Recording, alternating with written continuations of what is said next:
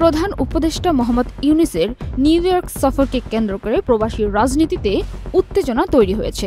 জাতিসংঘ অধিবেশনে যোগ দিতে রোববার ২১ সেপ্টেম্বর রাতে নিউ ইয়র্কের উদ্দেশ্যে রওনা হয়েছেন ড ইউনূস। ড ইউনূসের সফর নিয়ে বিএনপি ও আওয়ামী লীগের মধ্যে উত্তেজনা দেখা দিয়েছে। তাকে স্বাগত জানানো এবং প্রতিবাদ জানানোর জন্য সোমবার ২২ সেপ্টেম্বর নিউ ইয়র্কের জেএফকে বিমানবন্দরে বিএনপি এবং আওয়ামী লীগের নেতাকর্মীরা মুখোমুখি অবস্থান নিয়েছেন।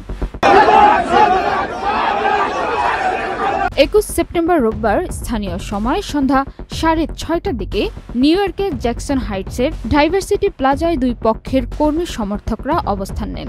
দুই পক্ষই স্লোগান দিতে থাকে। এক পর্যায়ে তাদের মধ্যে ধাক্কাধাক্কি, সংঘর্ষ ও ধাওয়া পাল্টা ধাওয়ার ঘটনা ঘটে।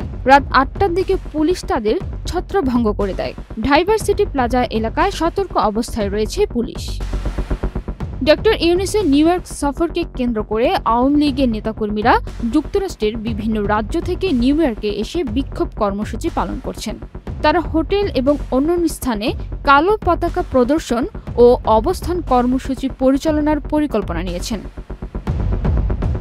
ড ইউনূসের নিউ ইয়র্ক সফরে সরকারি প্রতিনিধি দলের অংশ হিসেবে রয়েছে ৫ রাজনৈতিক নেতা, যার মধ্যে বিএনপির মহাসচিব মির্জা ফখরুল ইসলাম আলমগীর, বিএনপির ভারপ্রাপ্ত চেয়ারম্যানের পররাষ্ট্র বিষয়ক উপদেষ্টা হুমায়ুন কবির, জামায়াতে ইসলামী নায়েবে আমির সাইদ আব্দুল্লাহ মোহাম্মদ তাহের, এনসিপির সদস্য সচিব আক্তার হোসেন এবং এনসিপির যুগ্ম সদস্য সচিব ডাক্তার তাসনিম জারা। জামায়াত নেতা মোহাম্মদ নকিবুর রহমান যুক্তরাষ্ট্র থেকে এই প্রতিনিধি দলে যোগ দিবেন। পান্না আক্তার, চ্যানেল আই। বান্ডেল থাকলে প্রতি সেনমানিতে টাকা বাঁচবে। বিকাশ সেনমানি বান্ডেল কিনে জিতুন প্রতি লেনদেনে।